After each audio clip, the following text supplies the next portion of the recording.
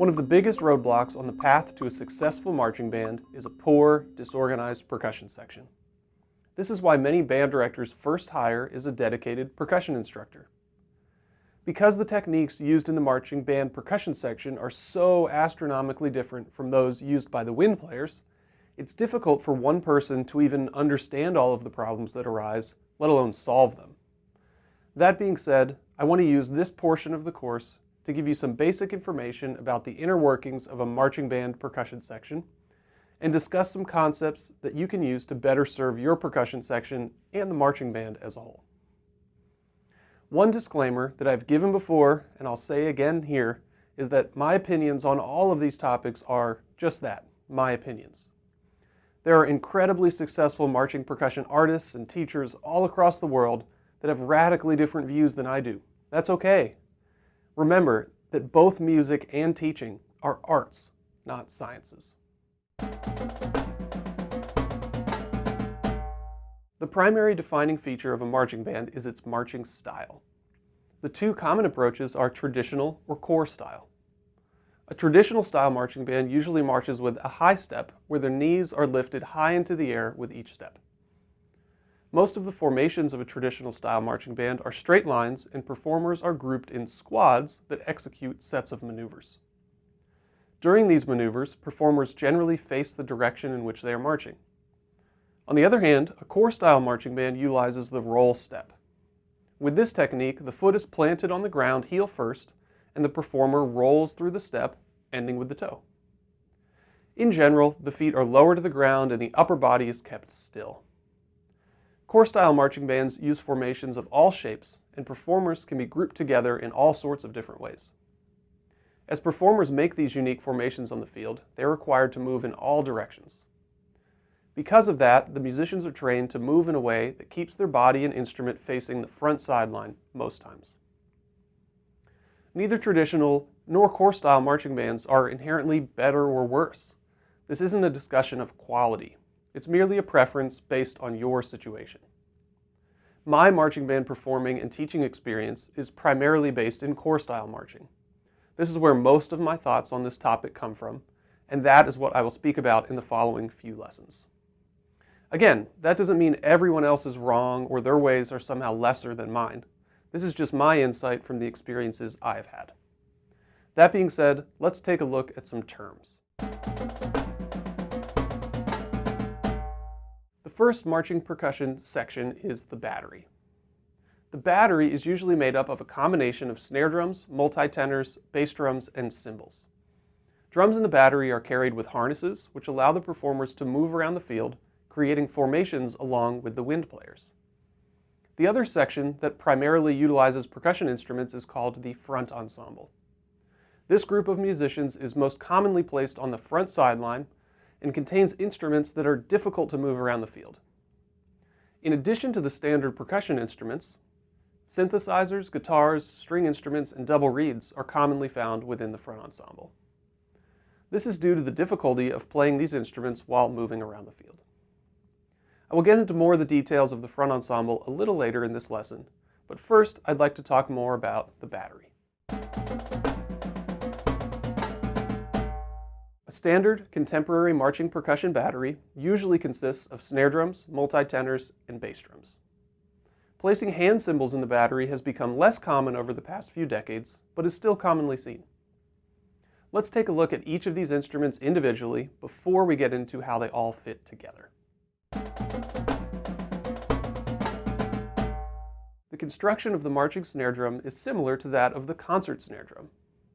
Lugs pull the top and bottom counter hoops towards each other, tightening the head against the shell.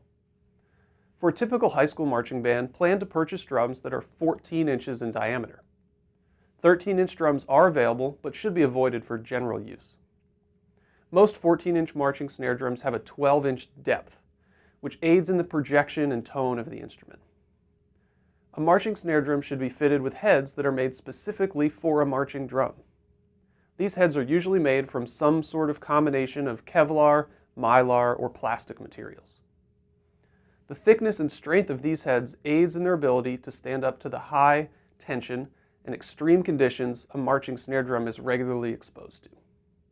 I recommend changing marching snare drum batter heads every year and resonant heads at least every 2 years. A marching snare drum should have a high pitch and crisp sound with some ring and resonance. To tune marching drums up to the required tension, a high tension drum key is required. These keys fit over the same lugs as a regular drum key, but offer more leverage for tuning tighter heads. I try to avoid using a high tension key on a concert instrument because it can be very easy to over-tighten the lugs. The adjustment of the snares on the resonant head contributes to the crispness of the sound as well. The snares on a marching snare drum are thick plastic strings that can withstand the high tension required. On many drums, each snare can be adjusted individually to ensure that none are rattling against the resonant head. When changing resonant heads, take time to adjust the snares so that a crisp buzzing sound is created when the batter head is struck. The standard implement for a marching snare drum is a pair of wooden sticks that are taped with electrical tape. The tape adds to the durability of the stick, as it is common to loudly strike the rim of the drum. Some percussionists prefer to tape the butt all the way up to the bead, while others may leave some wood showing on the shaft where the stick is held. This can change the feel of the stick slightly, but it really is just a matter of preference. Marching multi-tenors developed from the tenor drum, which was essentially a marching snare drum without the snares. These single tenors were usually tuned a bit lower than marching snare drums and were sometimes played with hard felt mallets instead of sticks. Tenor drums can still be found in many music programs that employ a traditional approach to marching band. Most corps-style marching bands now employ multi-tenors that have 5 or 6 drums. The simplest solution for referring to any of these types of multi-tenors is to just call them tenors. This is the most commonly used name for these instruments today. Tenors can be purchased in a number of different size setups. The two most common are what are called small block tenors and big block tenors. Small block tenors have drum sizes of 6, 8, 10, 12, and 13, while big block tenors skip the 8-inch drum and go 6, 10, 12, 13, and 14. You may think that the 1-inch difference in the largest drum is trivial, but once you pick up a set of both types of drums, you'll realize that the difference is substantial. Big block tenors are much more taxing to carry throughout the field, but make up for it in sound quality. They can be tuned a bit lower than small block tenors and can offer more depth to the middle range of the sound of your battery. That being said, you may not have the students who can safely and successfully carry big block tenors throughout a whole marching season. Deciding which drums are right for your program shouldn't be taken lightly. If you can, I would encourage you to purchase big block drums, but be warned that some students will not be able to move smoothly throughout the field while carrying and playing on these drums. Tenor heads are made from plastic and are either made with or without a coating. Clear heads offer bright, clear tones, while coated heads are sometimes a bit warmer and more articulate. Find a set of heads that you like and be sure that all of the drums on your tenors have the same heads on them. Tenors should sound like a single instrument with multiple pitches, not a combination of different tones. Be sure to change your tenor heads every year to maintain the desired resonant tone. The standard implement for the tenors has become the tenor stick.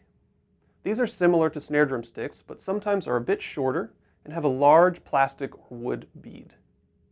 Tenor mallets with metal shafts are still commonly used, but can lead to heavy sounds and create difficulties moving around the drums. Be careful avoiding these issues if you choose to employ tenor mallets. Whichever implement you choose, be sure to tape the sticks for added durability.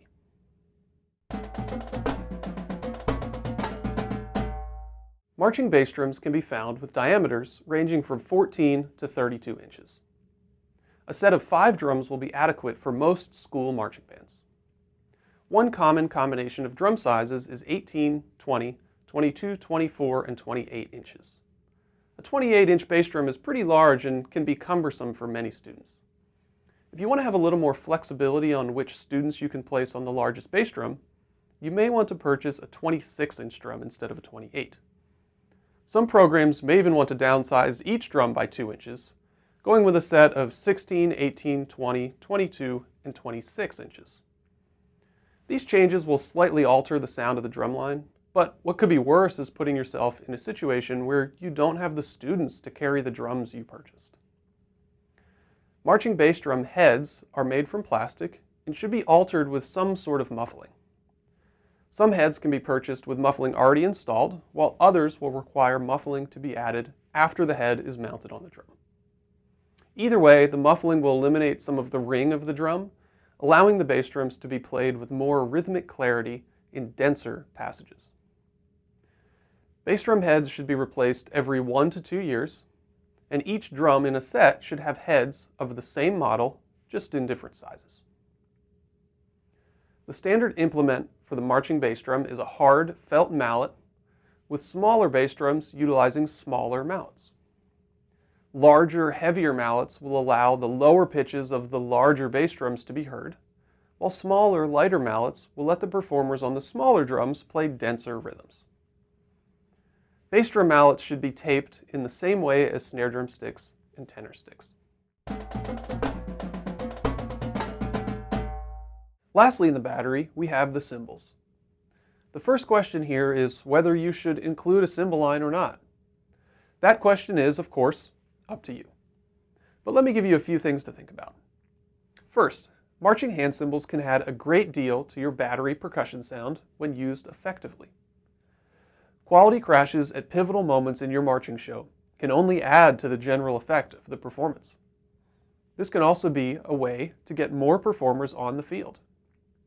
The ease of including as many students as possible is one of the greatest characteristics of music programs in the schools. On the other hand, marching hand cymbals have a number of drawbacks. First, they can be very taxing on the performers. The cymbals are heavy and must be held in front of the performers much of the time. Also, marching cymbals require vastly different techniques than the other battery instruments, sometimes even requiring a separate instructor who specializes only in playing the cymbals. All that being said, many ensembles have made the decision to move the cymbal sounds to the front ensemble. This takes away some of the complexity from teaching the battery and allows a greater variety of cymbal sounds to be utilized. Whichever decision you make, remember that a creative and tasteful use of cymbals in your marching band can add a great deal to the effectiveness of the musical performance. Now that you have some specifics about each instrument of the battery, I want to mention some of the difficulties of playing each instrument. This will inform the important decisions of what instrument to place each student on at the beginning of each marching season.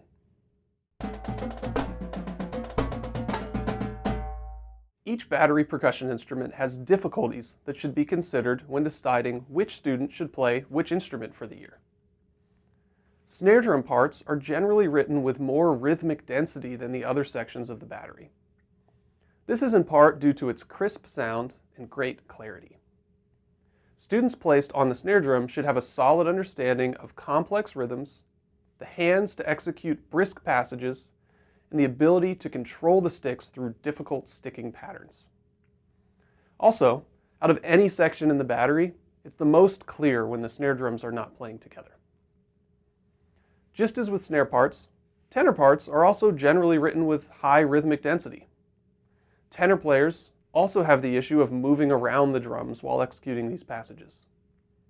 Be sure to select students who are comfortable constantly moving rhythms between drums. Also remember that the tenors are difficult to carry. This should definitely be a consideration when selecting students for this instrument. Playing the bass drum has a very different set of complications than the snare drum or tenors. First off, the bass drum is played sideways. Young students have probably never played another percussion instrument in the same way that they will be required to play the bass drum. Learning a whole new technique can easily get in the way of comfortable performance. Second, bass drums are not playing all of the notes that are written in their parts. The rhythms in a bass drum part are usually split between each performer. This forces bass drummers to play only a few notes at a time, commonly on offbeats. When selecting students who will be successful on the marching bass drum, be sure to test their ability to play single notes on any subdivision within a measure. Lastly, we have marching cymbals. As I mentioned earlier, playing cymbals can be very physically taxing. They also require a litany of specialized techniques that must be learned in addition to the required rhythms. It's very important to set students up on instruments where they can be successful. If you place a student on an instrument that they struggle to carry or one where they lack the required musical skills, they will not be able to perform music at a high level and will assuredly not have a great experience in marching band that year. The final step in setting up your battery is determining how many of each instrument you need, or what we call instrumentation. Good instrumentation leads to a balanced sound within your ensemble. Having a marching band with 46 tubas and 3 trumpets will obviously be difficult to work with. You will never be able to hear the higher trumpet sound no matter how softly the tubas play. Similar imbalances in a marching percussion battery will cause similar problems for your ensemble. Too many snare drums will overtake the sound of the whole band and drown out the tenor voice. Too many tenors will leave the snare drums and basses sounding thin. And too many bass drums will sound heavy, leaving the snares struggling to overplay. To aid in the selection of instrumentation for your ensemble, I've created a chart that lists my recommended numbers for drum lines ranging in size from 1 performer all the way up to 20. All of the numbers that I will list here presume an ideal situation where you have any combination of students who are capable of performing in any section of the battery. This is rarely, if ever, the case.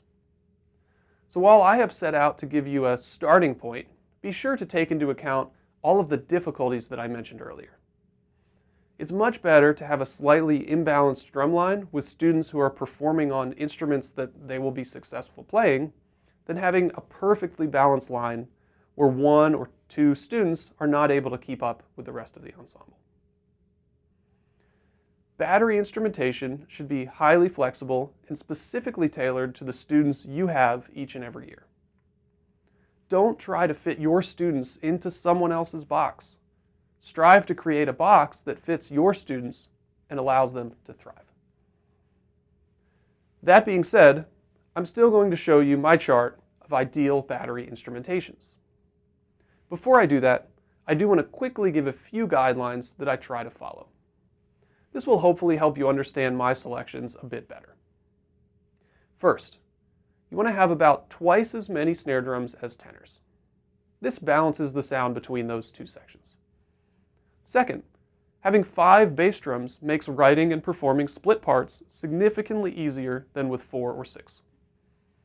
If you have a smaller drum line, 4 or 3 bass drums can be utilized. Splitting parts is a little trickier but can be accomplished successfully. Once you get to 2 bass drums, I would encourage you to primarily utilize unison parts. Okay, here's the first chart for a drum line that does not include a cymbal section. Let's take a look at the line for a battery with 11 students as an example. You'll notice here that I would choose to utilize 5 bass drums. Like I mentioned, it will make their jobs a bit easier because of how the split parts fall over the beat. Second, notice the 2-to-1 ratio of snares to tenors. This will maintain the balance in sound. Take a moment now and look through the chart to get a better understanding of my recommendations for instrumentation.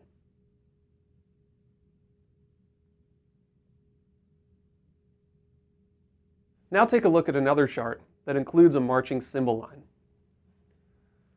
Let's again use a battery with 11 students as an example.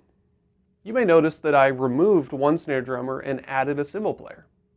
This keeps me near the 2-to-1 snare to tenor ratio while maintaining the desired 5 bass drums. Take another moment and glance through this second chart. Remember that all of the numbers I've listed are just places to begin. You must be sure to take into account all of the difficulties with each instrument that I mentioned above. Instrumentation is most importantly individualized to the strengths of your students. No matter what instrumentation you have, set your students up on instruments that are practical for them and with music that is attainable. There you will find success.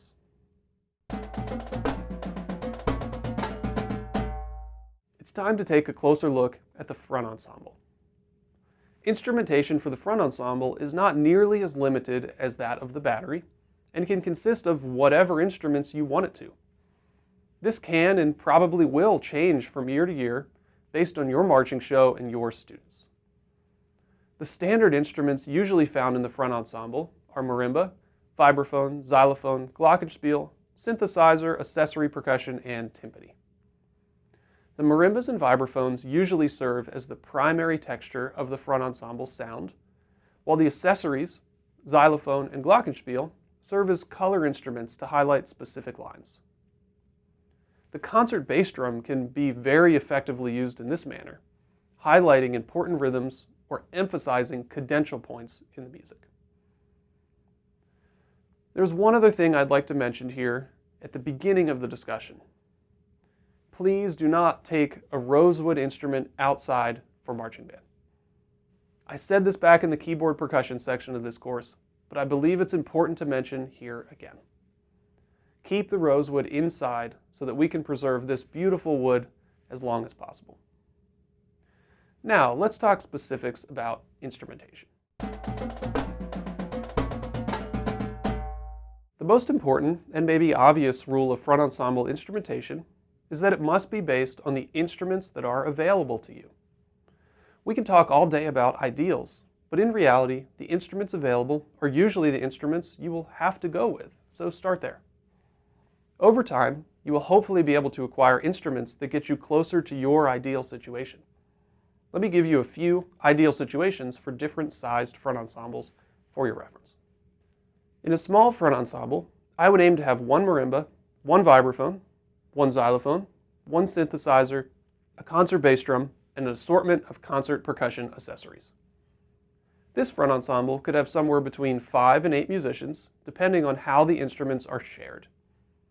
In this situation, I would be sure to place the synthesizer on a cart that can also hold an amplifier. That way, the student can plug the cart into an outlet and be ready to go. Just make sure you have a plan for what to do if it starts to rain. My recommendation is to have a plastic tarp rolled up and attached to the synthesizer cart.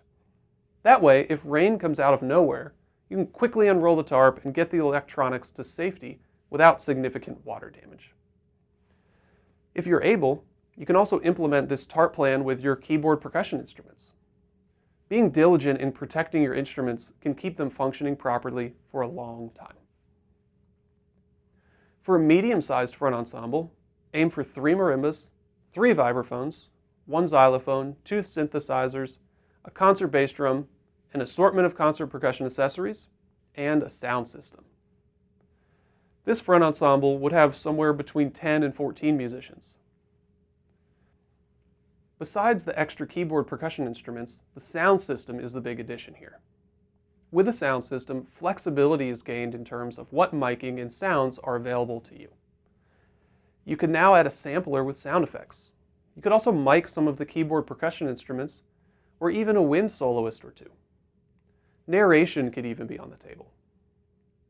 A professional level sound system with enough power to be used in a football stadium is a large financial and time investment. But it can greatly increase your options when it comes to show design. With that in mind, if you're teaching a competitive marching band, be sure to carefully look at the rules concerning the use of electronics in your competition circuit. You do not want to get disqualified from a show, or worse, realize that you have to cut the thing that holds your whole show concept together because it breaks an electronics rule. Lastly, we have a large front ensemble. Here, you could aim for 5 marimbas, 5 vibraphones, 1 xylophone, 1 glockenspiel, 2 synthesizers, chimes, timpani, a concert bass drum, assorted concert percussion accessories, and definitely a sound system. This front ensemble could utilize 16 up to 22 or 25 musicians. There are endless musical possibilities with a front ensemble this large, but there are also a number of logistical issues to consider. The first issue that arises is how to get the equipment to and from rehearsal every day. If your practice space is close enough to where you store the instruments, this usually isn't a problem, as long as the doors are wide enough for the instruments to fit through. Next, you may want to think about how to get the instruments to a football game across town. This will require a large truck or trailer. You will need plenty of time to load the instruments onto the truck before the game, unload at the game, reload before leaving, and then unload back at the school. With any front ensemble, something else to consider is what those students are going to do while the rest of the band is learning and practicing their drill spots. How do you engage the students in the front ensemble if half of what you're teaching doesn't really apply to them? One solution is to hire a front ensemble instructor to work with those students in a separate area away from the practice field. This, of course, requires money. The last difficulty to consider is the parts that these students play. Usually the stock front ensemble parts that come with a purchased marching band show will not work for the front ensemble you have. You will probably need to add a line for a different instrument, rearrange parts, or even change the difficulty of the music based on the front ensemble that you have. Doing this yourself is cheap, but can be time-consuming. Hiring a percussion arranger will be more expensive, but you may get a much better result. The choice is up to you. I know that I've given you a lot to consider with the front ensemble. Please don't take this as me telling you to just skip the front ensemble altogether. That couldn't be farther from the truth.